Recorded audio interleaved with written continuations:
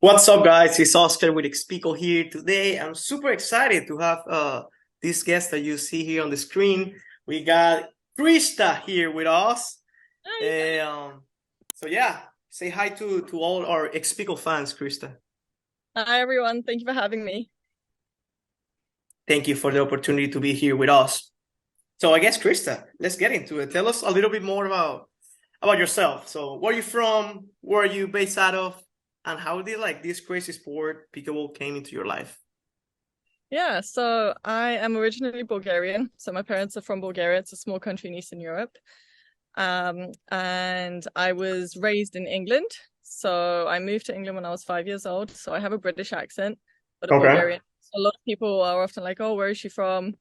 Because they see my last name and they're like, "Oh, that's definitely Eastern European." And then they hear me speak and it's British. So confuses people. And then to add to it, I was born in Germany just to make things more fun. Oh shit. Okay. How do you pronounce your last name? I was Get afraid of like messing up.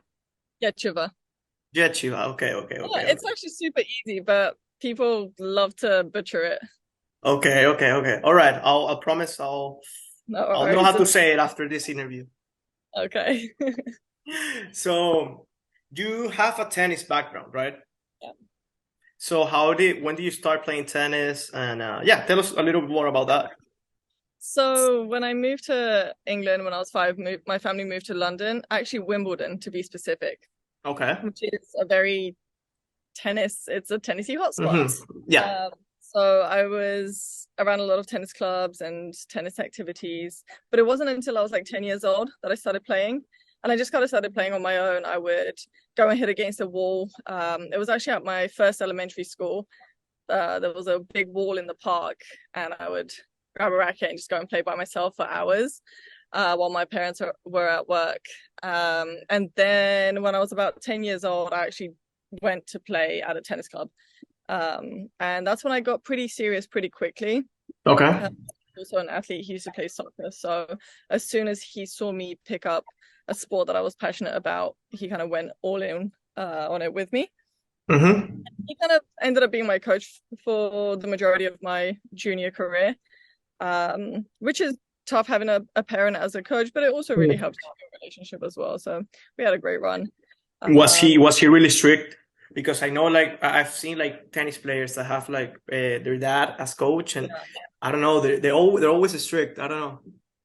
Um, yes and no. He didn't enforce anything. It was kind Hmm. of left up to me to take the responsibility, and he would match the level of commitment based on my level of commitment. Okay. So I really like that because it forces you to take responsibility and accountability for your progress and Yeah. how bad you really want it. So he was strict in the sense that we would go and practice every day and we would drill and he'd feed me balls, that kind of thing. But nothing. There's like stories of pretty scary parents, and fortunately, I didn't experience anything like that. Thank God. No, that's cool. That's cool that you are one of the ones that didn't have Yeah, a dad like that. Huh? right. Did you ever play like juniors Wimbledon or no? No, so when I hit 18, I kind of realized I wasn't good enough to go pro, and Hmm. that's when I decided to commit to D1, Hmm. University of Wyoming. But I didn't play junior Wimbledon, but I actually trained at the All England Tennis Club, Oh, oh the really? place. That's cool. Well, I mean, it makes sense, right? You live in Wimbledon, right? So. Yeah. Well, it's you don't get access to that place just because you live there. I was really fortunate from the ages of 14 to 16. I had a private coach who worked with me, and his name's Roger Taylor, and he used to be Britain's number one. He got to the semis of Wimbledon. He's a legend in England for tennis, and he's a member there. So when he picked me up when I was 14, we would actually train at Wimbledon every day. So I was really privileged to have that. And That's with so that, cool. yeah, it was super. I'm jealous. I've never played in a grass court. Yeah, yeah, grass. It's really tough to play on grass. I didn't train on grass every day just because there's not that many tournaments on grass, so it Yeah. wasn't necessary. But I definitely did play on the grass courts, which is super cool. Yeah. Cool. Well, I guess I'm still jealous. But so you said you went to the University of Wyoming, right? Yeah. How was that? That's Yeah, I'm assuming you play tennis there, right? Yeah. How was that college experience? So when I was leaving London to come to America, I had told myself I want to experience something different to London, the big city. Mm-hmm. And let me tell you, did I get that right when I chose Laramie, Wyoming? That's about as different as it gets. And it was a really big culture shock. I really struggled the first year. It was really tough. I mean, it's such a small town, super cold all the time, Yeah. different cultures, so many different things. And my first year, I was like ready to quit every single day. And then Is it like a college town or? it is actually, yeah. It's one Okay. of those towns where if you're a student, especially as a student athlete, it's actually a Mm-hmm. really, really good school. Now I look back and I'm so grateful that I went there. Other than my first year, which was just for me a tough transition, other than my first year, I absolutely loved it. It's a really strong program, tennis wise, and we have amazing facilities. We had a really good coaching staff and strong conference. We were at the Mountain West Conference, so we played really tough competition on a regular basis, and our team was pretty strong. We were all of us were actually recruited from Europe, Mm-hmm. and it's funny because it's so hard, and a lot of people, wonder why are there no Americans on the University of Wyoming team, and the reality is no Americans are like, oh yeah, I want to go to University of Wyoming. That's, as a tennis player, that's not like your first thought. Mm-hmm. But as a European, you don't really know What to expect, right? between Florida, California, and Wyoming. So you're just like, all right, cool. And then you go check it out and you realize it's actually an amazing place. And the program, like I said, was so good. That's Facility cool. was state of the That's art. well. Yeah. I'm glad you had a good time after all. Yeah. And I was doing some research about you, and I also noticed that so you did your MBA there. You Yeah. did okay, and also you were like assistant coach there after Yeah. you played. So Yeah. you spent some time there then. I spent 7 years there in total. I did my undergrad. I took my 5 years of scholarship, and Okay. then I did my undergrad in pre-veterinary science. And then I realized I wasn't going to go to vet school. And then I got offered the assistant position, and I decided to do my MBA. And I actually did a second master's in communication and journalism. So I have 2 masters in an undergrad from the University of Wyoming. And then after 7 years, I was like, I'm so done with school. I never want to take another class again. So you said you wanted to go to vet school, right? Yeah. Yeah. Well, What happened? What happened? I'm a huge animal lover, Okay. huge animal lover. And when you're 18 and you're signing up for college, you don't know what you want to be. You don't know what you want to study.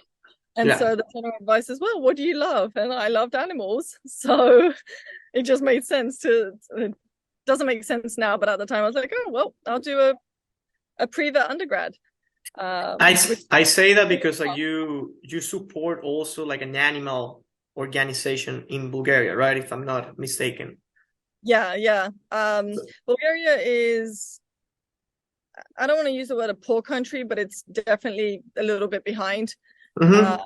And a lot of times countries which are behind like that don't have the strongest welfare system for their animals. And there's a lot of homeless dogs and cats, that kind of thing. And so every year when I go back on vacation, not recently, but as when I was growing up, I'd go back to Bulgaria once or twice a year, and I'd always try to take care of as many animals as I could, be it feed them, medicate them, take them in.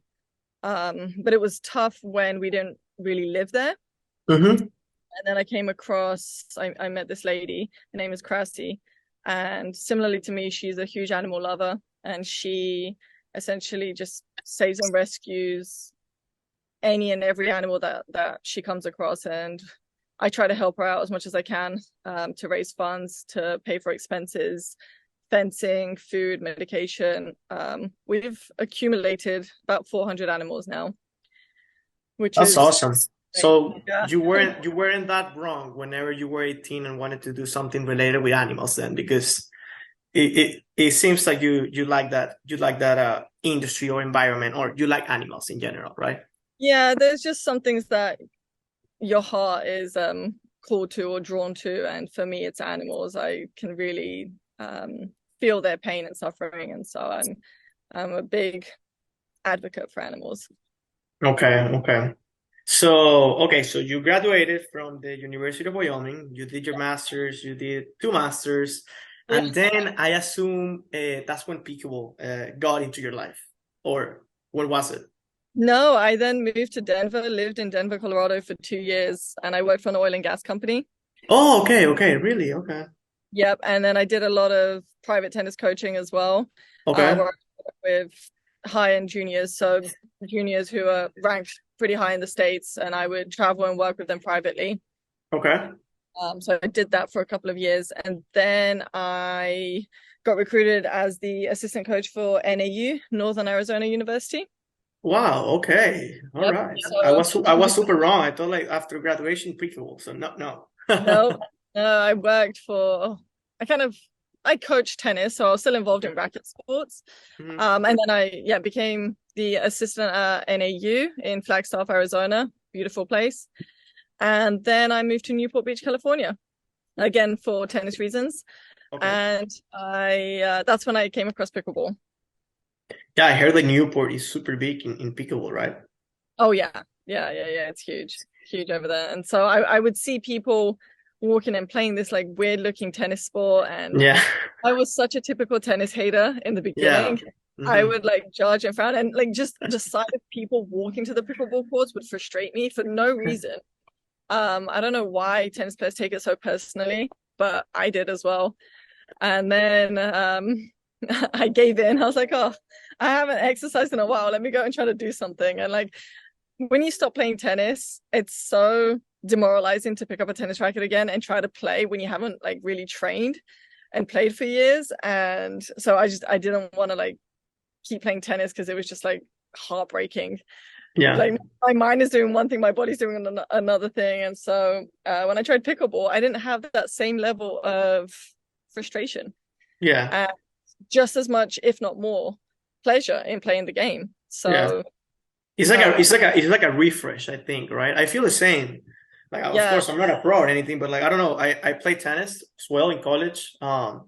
And I don't play pickleball like seriously. Just play for fun, but it's like a refresh, right? Like, I don't want to play tennis anymore, to be honest. I only want to play yeah. pickleball. In tennis, if you're not training every single day, and if you're not committed to crazy degrees, then you're not really going to see progress. Yeah. Success is not going to come like that. And so, as tennis players who have kind of been heartbroken by their tennis careers, Hmm. like you said, it's a refresh. You Yeah. jump in, and it's like, yeah, it's a second chance at competing, training, and it's a reminder of the sport that we once loved so much. I mean, we Yeah. still do. That's cool. Yeah, I love that word. I love the phrase. Sorry. Yeah. I'm gonna use it. That one you said is it's what do you say? It's like a reminder of the sport that we used to love. Something like that you said. Yeah, something like that. I can't remember. Just came out my tongue. All right. I'm gonna use that phrase a lot now. So when did you like I guess like start playing like pro tournaments? So when I first started playing pickleball, I got good pretty quick, just like every tennis player does. And so you get hyped up, and you're like, oh yeah, I'm like Hmm. maybe I should go pro. Maybe I should quit everything else in life and Yeah. don't worry about my degrees and don't worry about Yeah. my tennis coaching. Because at the time I had advanced pretty high up in the private tennis coaching world. Um, yeah, so I had a really cool and unique coaching position. And so I wasn't really ready to let go of that Hmm. because it was so hard to get it. Um, and so I started playing pickleball, got hyped up, started like considering should I like pursue pickleball and like forget everything. And then I was like, no, I'm not gonna sacrifice everything. I'm gonna quit pickleball. And so I did for 6 months. I didn't like compete, and I just played recreationally. Okay. And so anyways, sorry, I'm kind of like going all over the place. But my first pro tournament, I want to say was, I think it was last year, 2022, Desert Ridge, Julian Arnold. Okay. Super Okay. challenging. Yeah. At the time, yeah, I had played with Julian. I didn't do very. Oh, we played against J-Dub in Georgia. They killed us. I think match point. We lost match point on me not serving on time. The referee had Okay. called.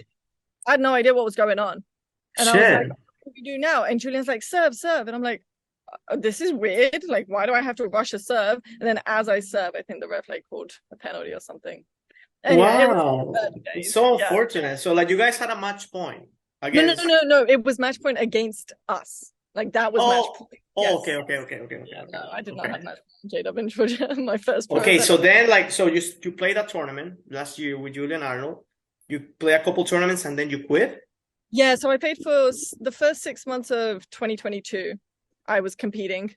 And then in the summer of 2022, I moved to Florida. From Newport, I moved to Florida.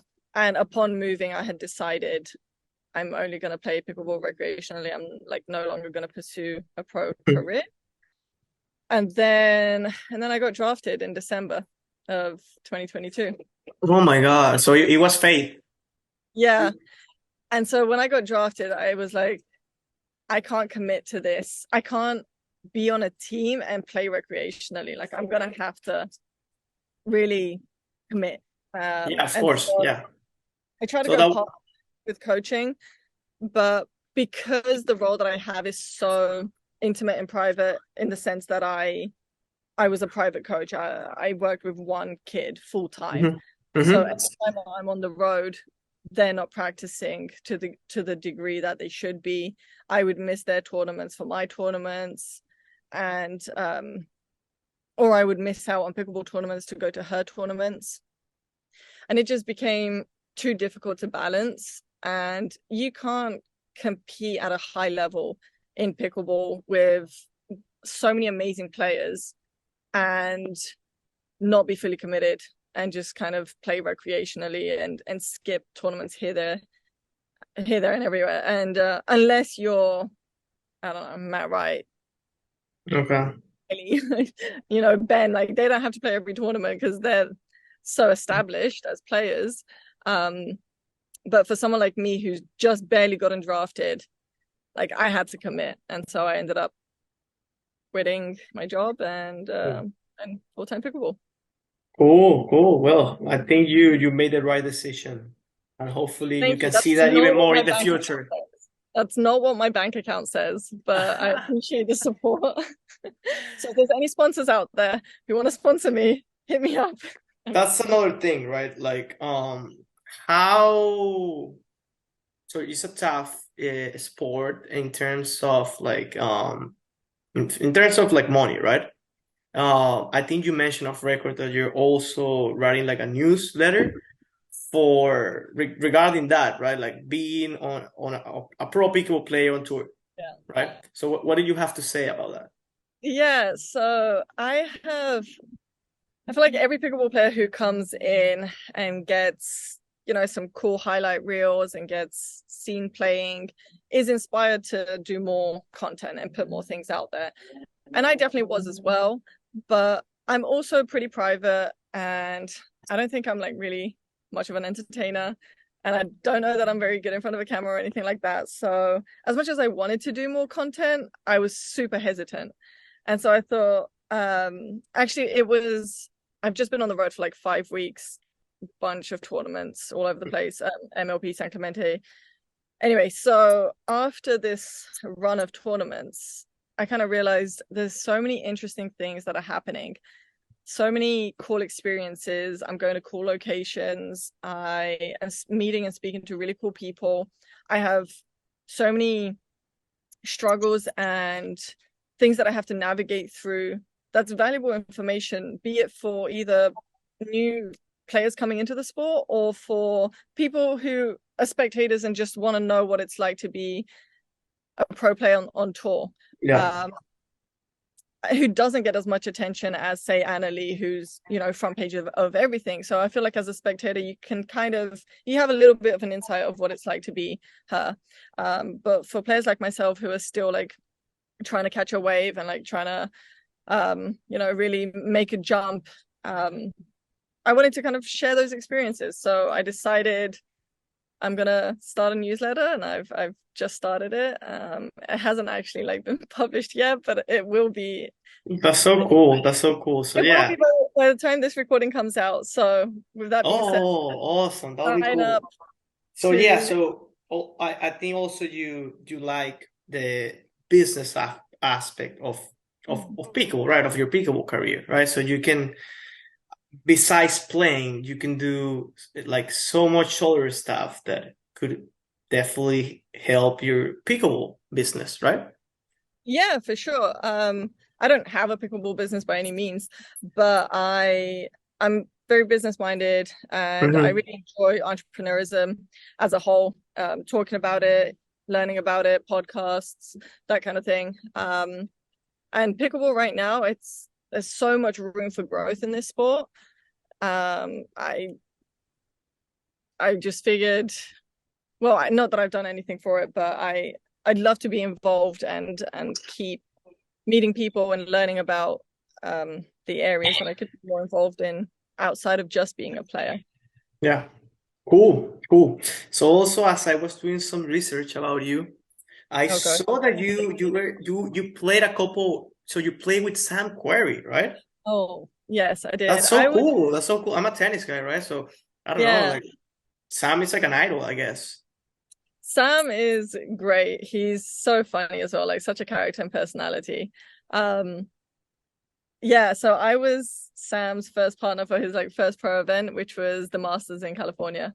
Okay. And I felt a lot of pressure. I know like all eyes were on him, not on me, but at the same time, I felt like a serious level of responsibility. Yeah, I'll be feeling that pressure too.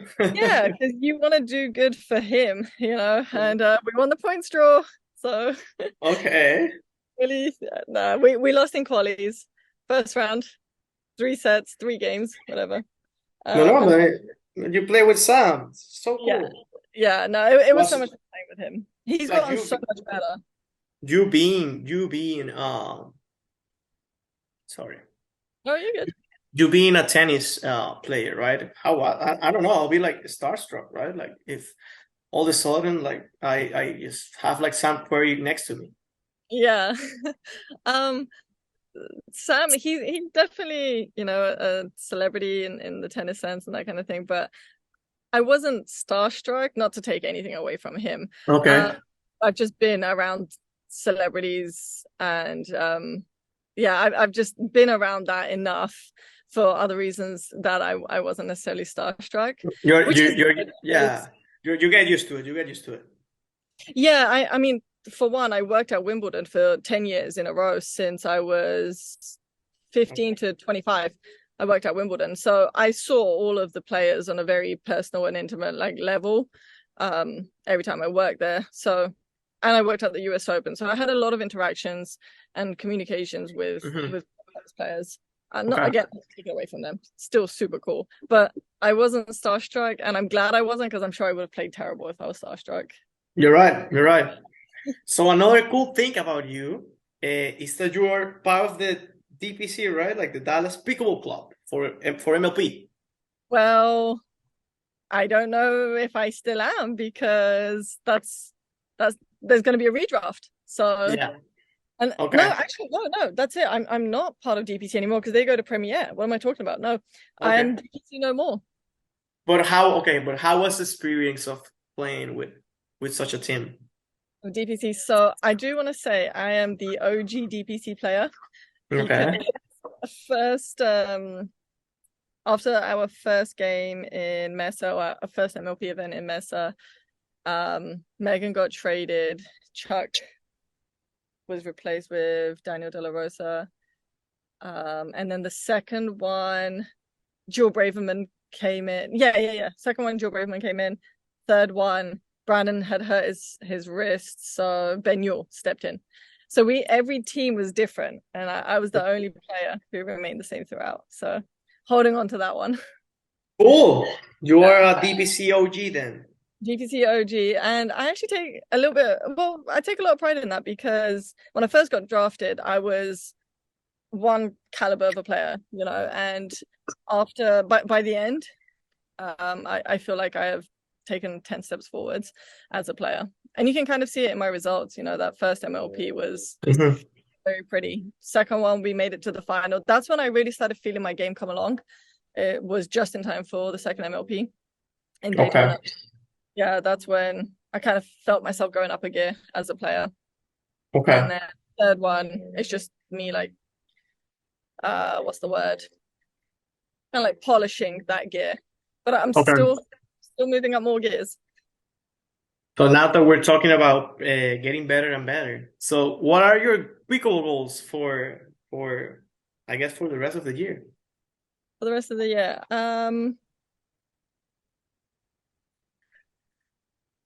I definitely want a podium at a PPA and APP for that matter. But I'm playing more PPAs right now.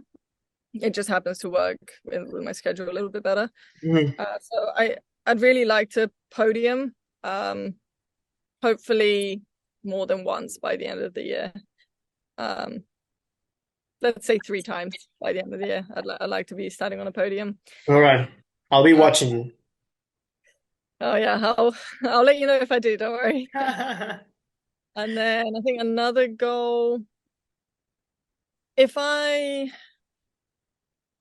don't make it to Premiere this time round for the draft, I definitely that would be probably my number one goal for 2024 is to be in Premiere. Okay. Good goal.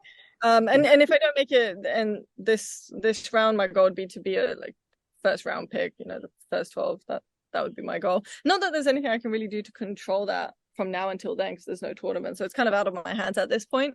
But I guess that's a wish, you could say, fingers Okay. crossed. What What other goals? about what about personal goals? Do you have any personal goals? Gosh, I haven't thought about personal goals. I mean, I have. There's like a million personal goals, but I'm trying to think what What would be a cool one that you can share with us would be a to cool wrap one. it up? Um, I guess this would be a personal one in the sense that I would want to gain a larger social media following, be it in my newsletter, Hmm. Instagram, or whatever it is. And I don't even know how, what, where, and how that would happen. I don't really have much of a plan in place. But I would like to have a larger following, primarily for the reason to impact and educate people on animal welfare a little bit more, and hopefully be able to put more money into and raise more funds into supporting the animals that Krasi and I look after in Bulgaria.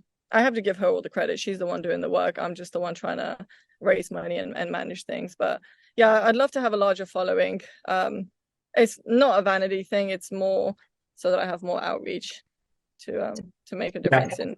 yeah, that makes perfect sense. Well, thank you so much, Krista, for your time. We're a fan of yours, and I wish you the best, and I hope all the goals that you just mentioned uh, come true. And I'll be watching you for sure. So, Thank you for having me. I really appreciate that.